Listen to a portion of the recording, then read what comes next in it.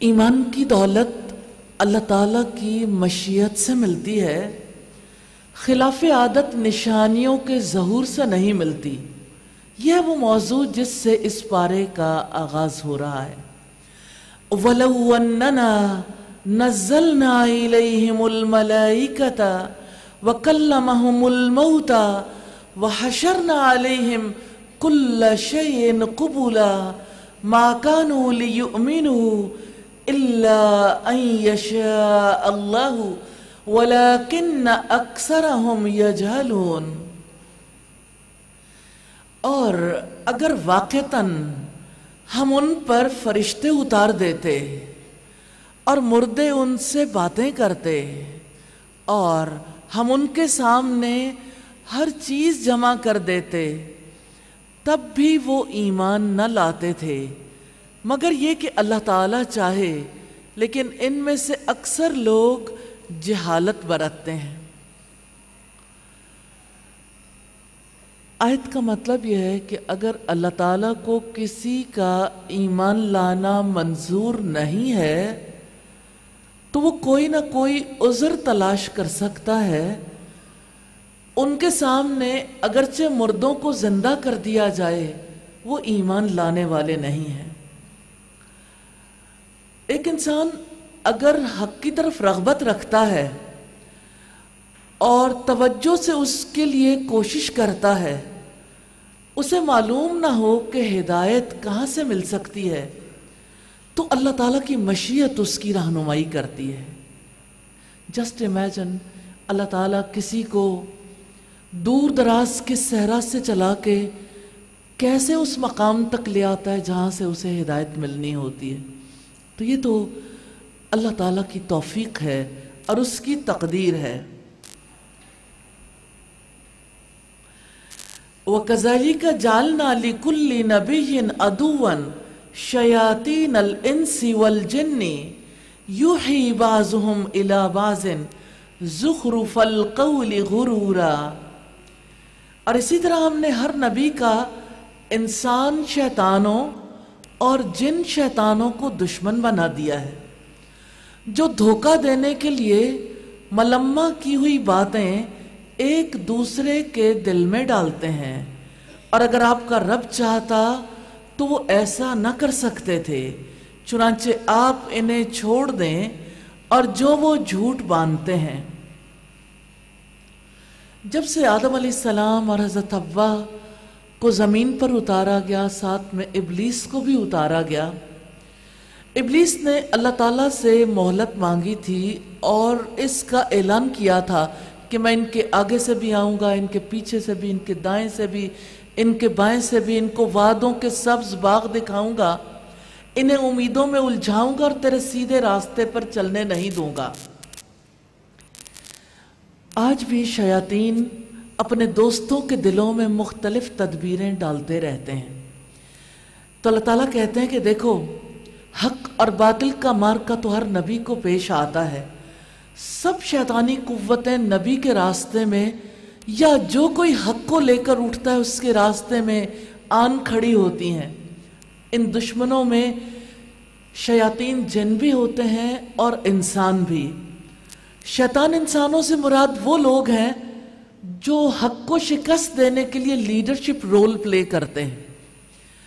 رب العزت نے سورہ الفرقان کی آیت نمبر 31 میں فرمایا ہے، اسی طرح ہم نے مجرموں میں سے ہر نبی کے لیے کوئی نہ کوئی دشمن بنایا ہے۔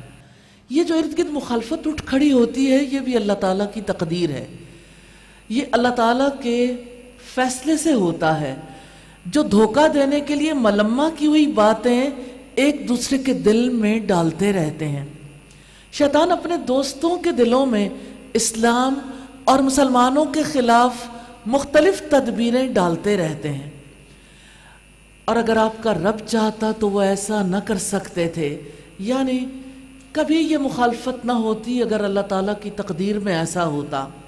اس لیے نبی صلی اللہ علیہ وسلم سے کہا گیا، آپ انہیں چھوڑ دیں اور جو وہ جھوٹ باندھتے ہیں، کیونکہ چھوڑے بغیر صراط مستقیم پر چلنا ممکن نہیں ہے۔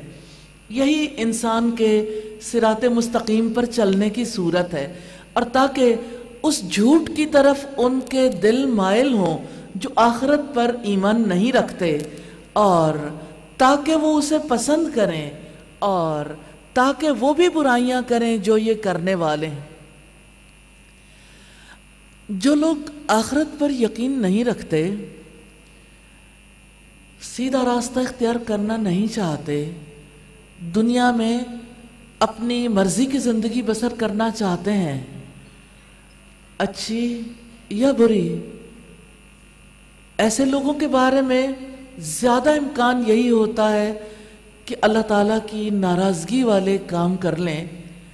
تو اللہ تعالیٰ بھی چاہتے ہیں کہ جتنی برائیاں وہ کر سکتے ہیں ان کا اکتساب کر لیں۔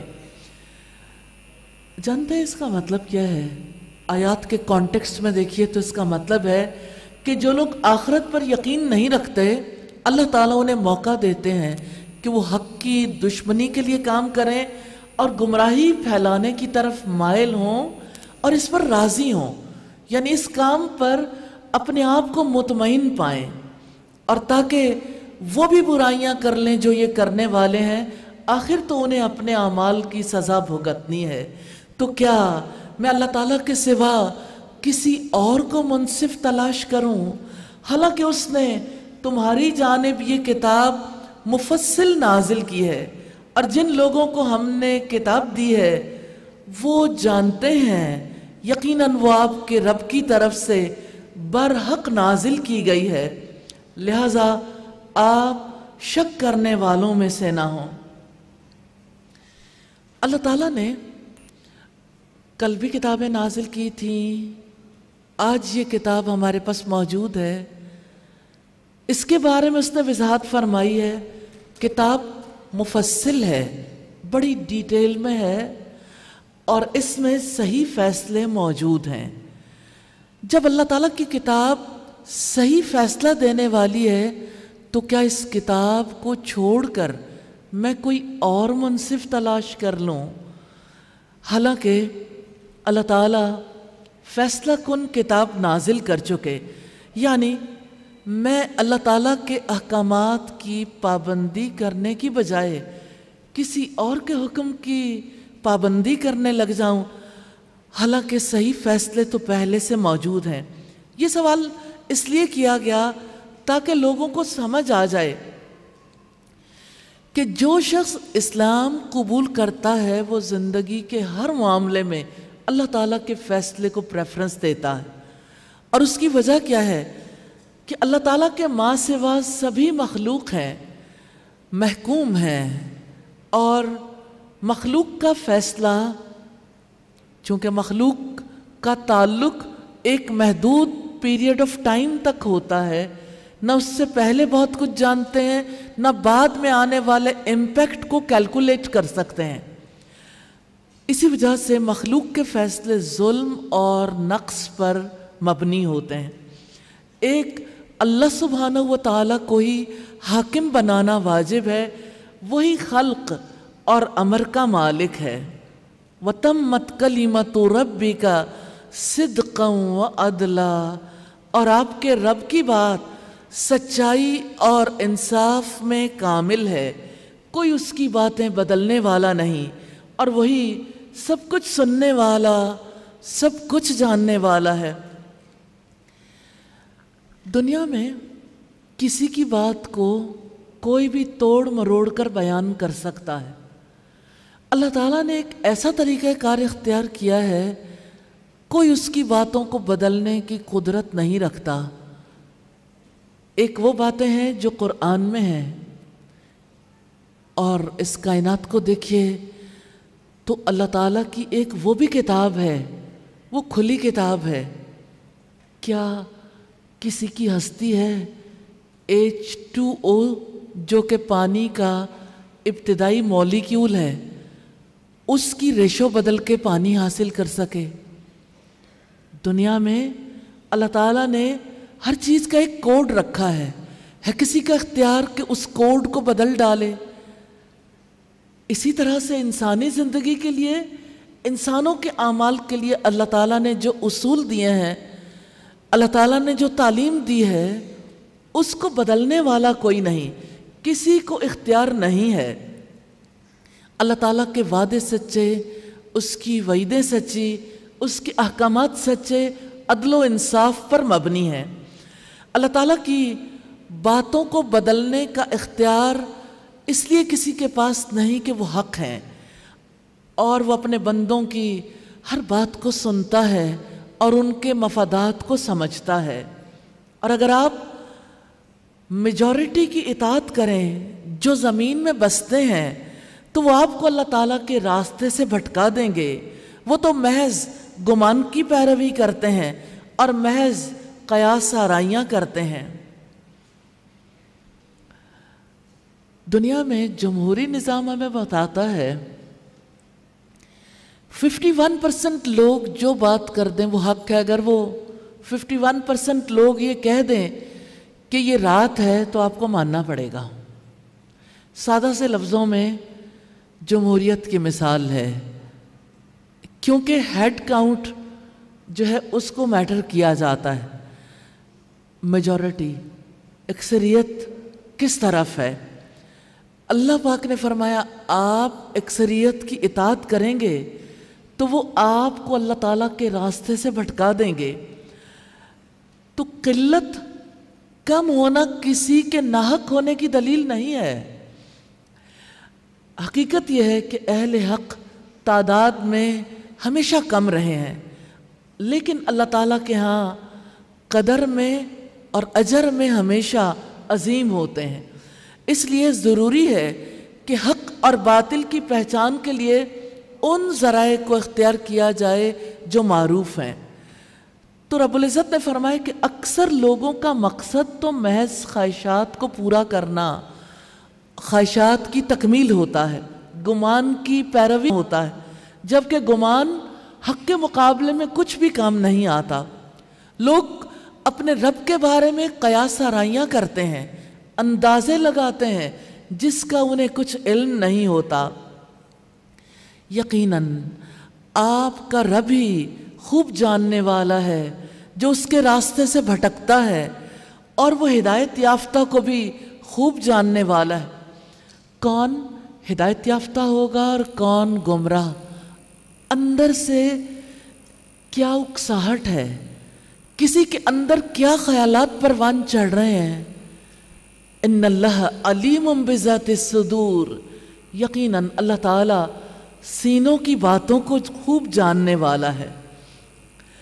چنانچہ اس میں سے کھاؤ جس پر اللہ تعالیٰ کا نام ذکر کیا گیا ہو، اگر تم اس کی آیات پر ایمان رکھنے والے ہو، یعنی حلال مویشیوں کا گوشت کھائیں جن پر ذبح کرتے وقت اللہ تعالیٰ کا نام لیا گیا ہو۔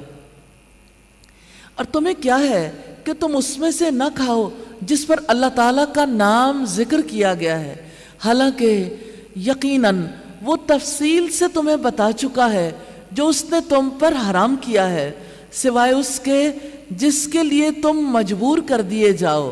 اور بلا شبہ بہت سے لوگ یقیناً اپنی خواہشات کے ساتھ بغیر کسی علم کے گمراہ کرتے ہیں۔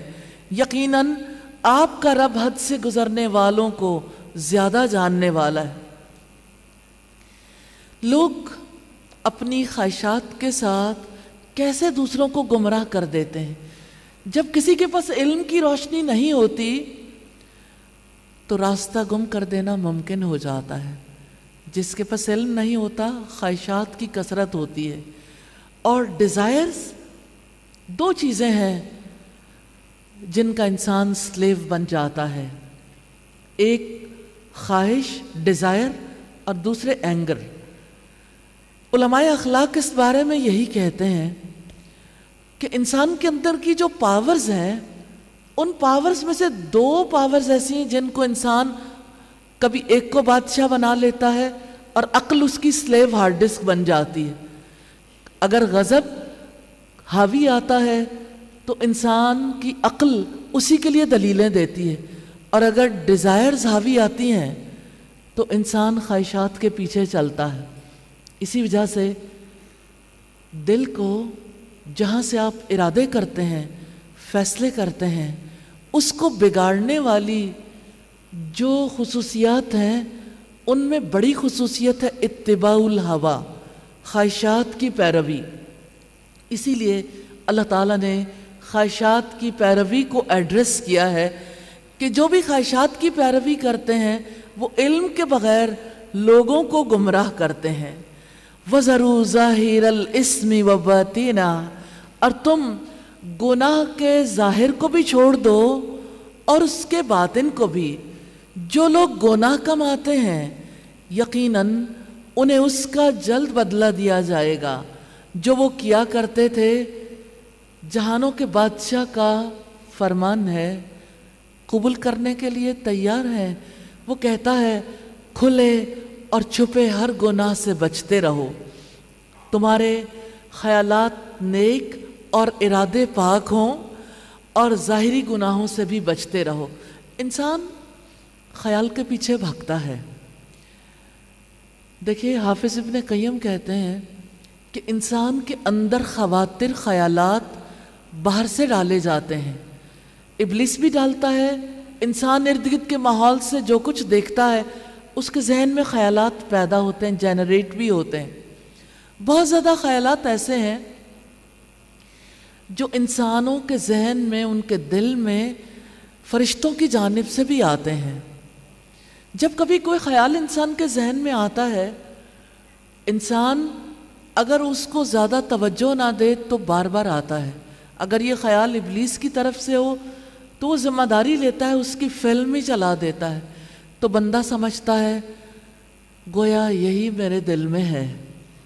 और वो जैसे जोगी जहलमी कहता है ना माल नाल ज़िंदगी ना जाल नाल ज़िंदगी। जाल बीवी को कहते हैं सराई की ज़ुबान में।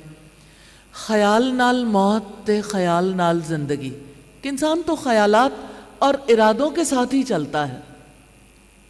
इसलिए अपने ख़याल पर गिरफ्त रखनी चाहिए, क्योंकि ख़यालात तेज़ी से घूमते रहें, बात इंसान के दिमाग से चिपक जाती है और वहाँ से इंसान की तमन्ना, और तमन्ना से इरादे वजूद में आते हैं, और ये इरादा ही तो है जिससे अमल वजूद में आता है। यूँ इंसान की ज़िंदगी जो है वो बदलती चली जाती है। और जिस पर अल्लाह ताला का नाम ज़िक्र नहीं किया गया उसमें से न खाओ, और बिलाशुबा वो यकीनन फ़िस्क है। और बेशक शयातीन ज़रूर अपने साथियों के दिल में डालते हैं ताकि वो तुमसे झगड़ा करें, और अगर तुम उनकी इताअत करोगे तो बेशक तुम भी यकीनन मुशरिक हो जाओगे। अल्लाह ताला ने हुक्म दिया है जिस पर अल्लाह ताला का नाम ज़िक्र नहीं किया गया उसमें से ना खाओ। यानी बिस्मिल्लाह जिस पर नहीं पढ़ी गई, अल्लाह अकबर नहीं कहा गया, तो ऐसी चीज़ मत खाओ। यकीनन ये फ़िस्क है। क्या आप जानते हैं जिस पर अल्लाह ताला का नाम नहीं लिया जाता, और कभी कभी ऐसा होता है कि अल्लाह ताला का नाम लिया भी जाता है तो अल्लाह ताला के साथ कुछ और हस्तियों का नाम ले लिया जाता है।